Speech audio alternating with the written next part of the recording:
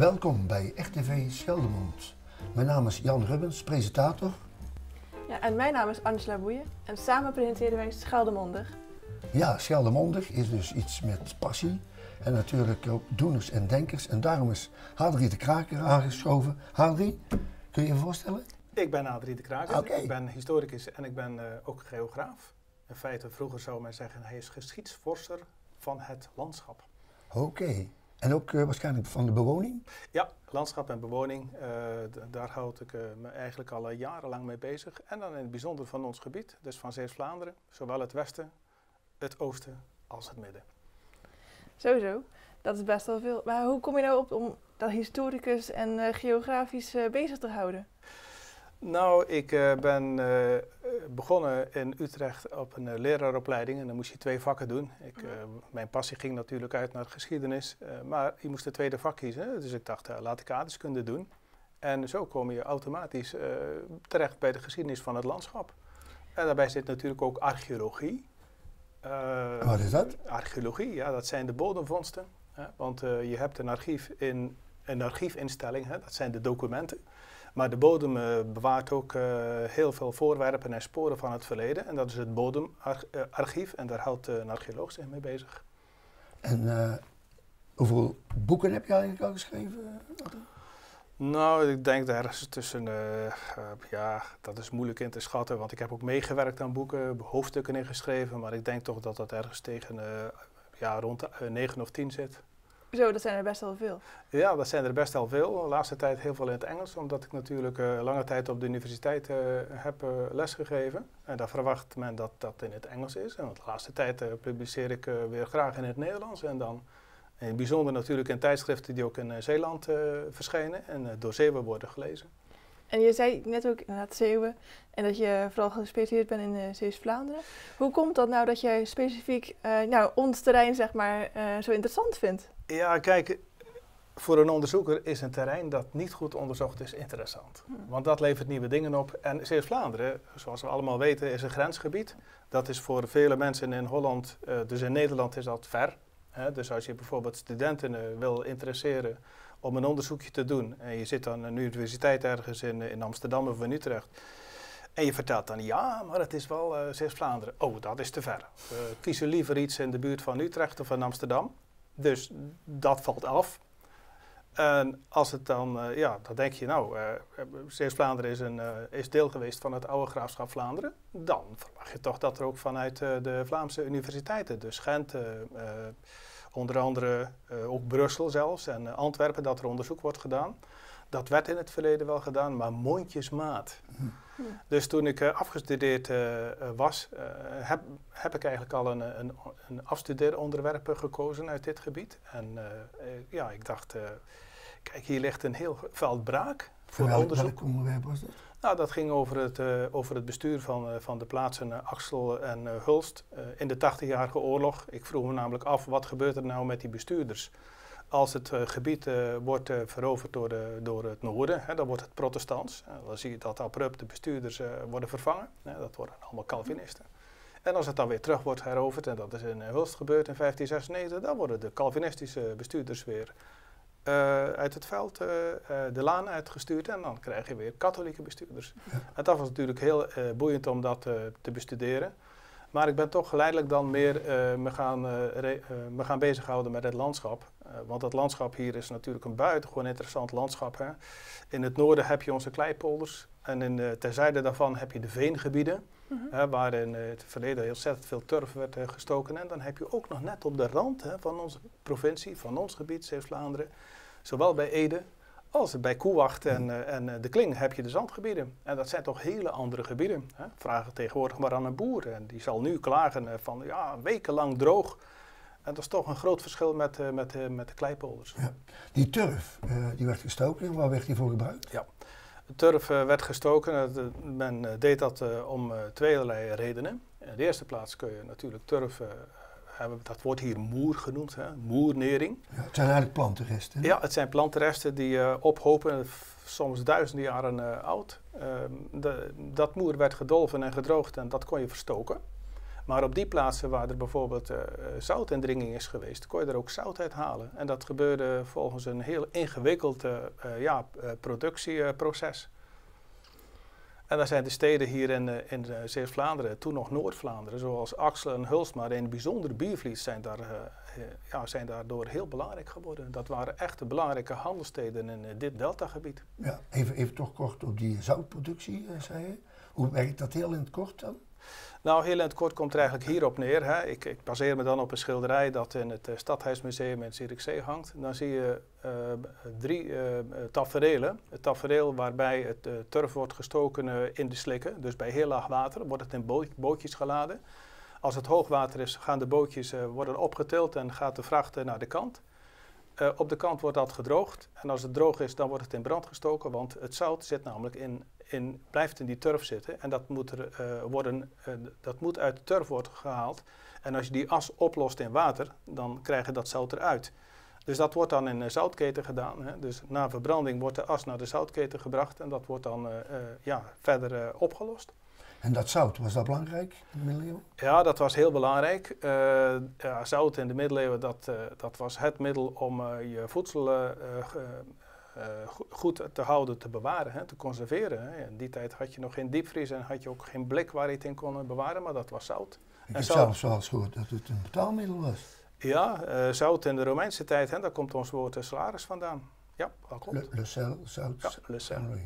Ja, klopt. En kun je tegenwoordig in deze hedendaagse tijd nog iets van terugvinden? Ja, bij heel laag water kun je op de oevers van de Westerschelde kun je nog restanten van dat veen zien. Hè. Dat komt dan aan het daglicht. Dat is dus bij springtij laag. Maar ook als je ziet, als je zo door het landschap fietst, daar waar sloten worden verruimd en verdiept, zie je ook van die zwarte randen lopen. Soms van die kleine kades zitten. En dat is dan een duidelijk bewijs dat daar nog onder de klei, dat daar nog veen aanwezig is. Goed. Ja, dus eigenlijk in de polders, daar werd dan geen bewoning toegepast. Want had je natuurlijk, ja, je had turf wel, maar je had daar helemaal geen drinkwater. En als je nou zandgronden had, dat was waarschijnlijk dan de eerste plaatsen waar bewoning plaatsvond. Ja, de bewoning is ontstaan in ons gebied op de zogenaamde Pleistocene zandruggen. Pleistocene? Pleistocene, ja, dat is de periode van de ijstijden. En dan gaan we, dan gaan we 12.000 jaar terug. 12.000 jaar terug? 12.000 jaar terug, ja. En toen is het waarschijnlijk de ijstijd, veel water was ijs. Ja. De Noordzee stond droog, ja, klopt. Winden en dan waaide dat op of zo? Ja, de Noordzee stond inderdaad in die tijd droog. Dat was een grote vallei. Hè. Je had daar de Doggersheuvel zelfs. Dat is nu de Doggersbank. En in ons gebied was er weinig begroeiing. In een koud klimaat, hè. Een soort toendra-klimaat is er weinig begroeiing. Dus de wind krijgt dan vat op het zand. En die blaast dat in de overheersende windrichting. En dat is van het zuidwesten is dat naar het noordoosten. En dan krijg je van die grote zandruggen. Voor duinen eigenlijk, ja. Ja, een beetje lage duinen, waar zelfs hier en daar zandheuveltjes zijn ontstaan van tot 10 meter en nog hoger. Dus ook Aardenburg is op zo'n zandrug gebouwd, ontstaan later. En ook Koewacht en ook Zuidorp. Ah ja. Aardenburg, die had dan ook een geul naar de zee waarschijnlijk, hè? Aardenburg had een afwatering naar de zee, kleine riviertjes die dat grote veengebied daaromheen ontwaterden. En Aardenburg is ook mede dankzij de aanwezigheid van zo'n watertje op die plaats ontstaan. Okay. Nou, dat is heel mooi uitleg over. Ja. En volgens mij doe je ook iets van cursussen, heb je ook gegeven? Ja, kijk, mijn passie is dus geschiedenis. En vooral in het bijzonder dus de geschiedenis van ons gebied. Hè, omdat dat feiten in het verleden is dat tussen wal en schip geraakt, hè, dat gebied. Toen mijn baan beëindigd werd in Amsterdam, heb ik besloten om al mijn kennis toch niet weg te gooien of op te sluiten, maar om daar ook anderen van te laten profiteren. Dus ik heb toen een cursus opgezet, zoals ik bijvoorbeeld op de universiteit ook colleges heb opgezet, collegereeksen van 6, 7 of 10 colleges. En zo heb ik ook een cursus gemaakt, 10 avonden. Waarin ik een overzicht geef van de bewoningsgeschiedenis, dus de landschapsontwikkeling en de bewoningsgeschiedenis van Zeeuws-Vlaanderen. En dan ook nog op 3 verschillende plaatsen in de week, hè? 3 verschillende plaatsen. Ik heb dat nu 2 keer gedaan. Dus in het westen, in het midden en in het oosten van Zeeuws-Vlaanderen. Waarbij ook de middeleeuwse steden flink wat aandacht hebben gekregen. Ja. En dat is natuurlijk heel interessant. Hè? Als je een vreemdeling laat rondleiden in onze steden, dan hebben ze het idee van, dat is een aardig dorp. Ja. Hè? Biervliet, dat heeft het karakter van een dorp. Aardenburg, niet veel anders. Axel ook niet veel anders. Maar als je dan duikt in het verleden, dan is dat heel boeiend. Hè? Steden met grote kastelen, grote muren, grote verdedigingswerken, hè? Waarvan nog een deel in Sluis te zien is. Dat maakt het natuurlijk heel interessant. En dat is ook een van de avonden waar die middeleeuwse steden worden belicht. En die cursisten die hadden natuurlijk ook een passie om dat deelgenoot van te worden. Ja, de cursisten, dat zijn dus mensen die hebben een passie voor het gebied, voor het landschap. Hè. Daar zijn ook gidsen die in het landschap mensen rondleiden. En ja, dankzij zo'n cursus hebben ze ook een idee van de historische dimensie. Ja. Want je kunt natuurlijk ook mensen in het landschap rondleiden zoals het nu is. Maar dan ook te vertellen wat er dus allemaal daarvoor is geweest en wat er nog allemaal in de voeten, onder de voeten in de bodem zit. Dat is natuurlijk heel spannend. Hè? Maar je bent toch ook de klei ingedoken met die cursisten? Wij zijn inderdaad ook de klei ingedoken. We zijn bij laagwater zijn we op plaatsen geweest waar je dus niet komt. Hè? Wat ik er even zei, je kunt daar die resten van het veen zien. Maar je kunt er ook resten zien van nederzettingen die overstroomd zijn in het verleden. Heb je die turf ook gezien dan? Ja. Die hebben we ook gezien. We hebben daar zelfs een experiment mee gedaan, samen met de mensen van de archeologische werkgemeenschap Zeeland, of Zuidwest-Nederland moet ik zeggen. We hebben turf gestoken en we hebben dat op de middeleeuwse manier geprobeerd te raffineren, om daar zout uit te halen. En dat is natuurlijk gelukt. Oh. Ja. Dat is een hele uitdaging. Maar dan kun je echt wel spreken eigenlijk van een passie bij jou, echt deze historie. En Ja, het is inderdaad een passie en naast zo'n cursus doe ik nog altijd onderzoek. En een van de projecten waar ik zelf het initiatief toe heb genomen, dat is om alle middeleeuwse geschreven bronnen die over ons gebied zijn en bewaard worden in de Belgische archieven, dus zoals in Brussel, maar ook in Frankrijk, om die te fotograferen, bladzijde voor bladzijde. Dus jij spreekt behalve Nederlands ook Engels natuurlijk, ja. Frans. Ja. En die boeken, waar zijn die in geschreven, ook in het Latijn en zo? Die zijn eigenlijk allemaal geschreven in overwegend 2 talen. Dat is het Frans. En dan heb ik het over het 15e en het 16e eeuws Frans. Oh jee. Maar hoe kun je dat nou lezen dan? Nou, dat is met elke taal en zelfs met het schrijven als klein kind. Dat leer je. En door dat lang genoeg te doen, raak je daar echt bedreven in. En zie je wat die mensen aan papier hebben toevertrouwd. En soms Jan, zie je in zo'n document, als je een bladzij omslaat en je staat daar met je fototoestel, dan zie je een schitterende letter, een schitterende hoofdletter en daar heeft dan een ontvanger of een monnik, heeft erop zitten zwoegen en heeft in die letter schitterende tekeningen gemaakt. Ik heb er wel eens van gehoord. Is dat een kapitaal of zo? Ja, dat zijn versierde kapitalen, ja. Dus echt is dat... Dat zijn ook kapitale boeken? Dat zijn kapitale boeken en dat is echt een verrassing. En als je zo'n bladzijde voor je neus krijgt en je fotografeert hem, dan is die dag helemaal goed. Maar hoeveel kilometers krijg je dan per jaar? Nou, dat valt wel mee. Hè? Ik bedoel, Brussel is dichterbij dan Breda. Ja, qua tijd, hè? Alleen je moet niet 's morgens in de file staan, want dan doe je over die 90 kilometer 2,5 uur. Ja. Maar dat is een unieke gelegenheid om van de omgeving te genieten, Ja. zeg ik altijd. Dat is een positieve benadering ervan. Dat is een positieve benadering, ja. En dan, hoe ver ben je al met het onderzoek? Met het fotograferen zijn we vorig jaar begonnen, ergens in april. En ik denk dat we eind volgend jaar een heel eind zijn, alleen nog maar met Brussel. Zo. En dan gaan we naar Rijssel. En als dat gebeurd is, pakken we andere bronnen en die zitten in Parijs. Nou, een heel leuk tripje worden dus. Dat is een leuke trip. Ik ben er al een keer geweest met een aantal heemkundigen in Parijs. En dat is het militaire archief. En daar zit ook nog, we hebben daar kaarten gefotografeerd in 1996. Maar daar zit ook correspondentie in. Hè. Daar zijn spionnen geweest. Hè, want we hebben heel wat oorlogen gehad met die Fransen tussen 1672 en 1795. Hè. Die jongens die zijn hier bijna 20 jaar gebleven. Ja, en Napoleon, hè? Ja, precies, Napoleon. Dus die hebben zoveel spionnen naar hier gestuurd om al die forten te bekijken. Hè. Die zijn in Sluis geweest, hebben rondgelopen in Aardenburg. En die hebben hele verslagen opgeschreven.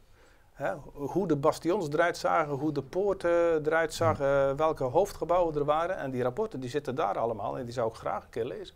Ja. En daar mag je allemaal in kijken. Je hebt, Ja, die mag ik inkijken, maar een militair archief, Jan, dat is een heel... dat is iets heel aparts, want als hij daar staat, en het was in de jaren 90 zo, dan staat er een militair, die staat naast jou. En zo gauw jij je mond open doet, silence, monsieur. Oh jee. Silence, monsieur. en dat versta jij. Dat verstaan we, Ja, ja. dat moet Ja, Ik denk dat je dat wil verstaan. Ja. Maar even alles samengevat. In een boek, komt dat ook eind van het jaar nog uit? Ja, ik heb de cursus zodanig omgewerkt dat een boek is geworden. En ja, kijk, dat is ook weer een deel van mijn passie. Je kunt een cursus geven, maar dan bereik je een beperkt aantal mensen. Hoeveel heb je er ongeveer gehad zo in die 2 jaar? Ik denk zo'n 100. 100. Ja. Maar dat zijn wel je ambassadeurs dan weer? Ja, dat zijn inderdaad de ambassadeurs. Nou, het boek zal hopelijk veel meer mensen bereiken. Niet alleen binnen Zeeuws-Vlaanderen, is mijn ervaring, maar ook buiten Zeeuws-Vlaanderen. En wat mij trof met vorige studies is wanneer er een mooi overzichtswerk over een streek wordt gepubliceerd, dat ook mensen die hier al lang niet meer wonen, zelfs in Canada, toch geïnteresseerd zijn en zo'n boek willen bezitten. Ik kan me helemaal voorstellen. Ja, zeker. Ja. Ik ben benieuwd. Ja, en doe je praktisch ook nog geschiedenisles geven?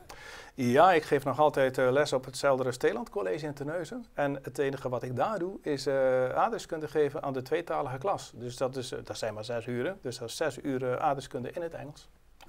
Had u nog iets te melden voor de kijkers?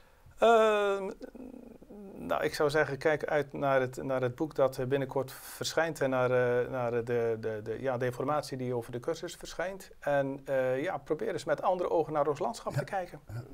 En bovendien, we hebben het niet verteld, maar je bent in Zaamslag woonachtig en geboren. Ik ben in Zaamslag geboren. Ik ben daar terug gaan wonen.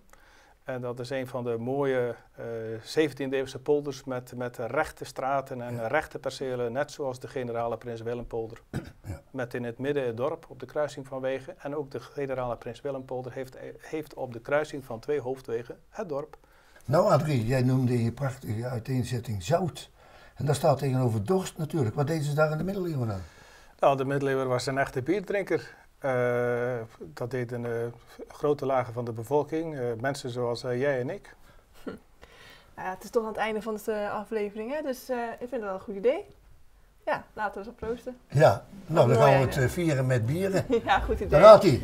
Ja. Proost! En tot de volgende keer. Dat is. Nou, Goed idee. goed idee, hè? Ja, toch? Ja,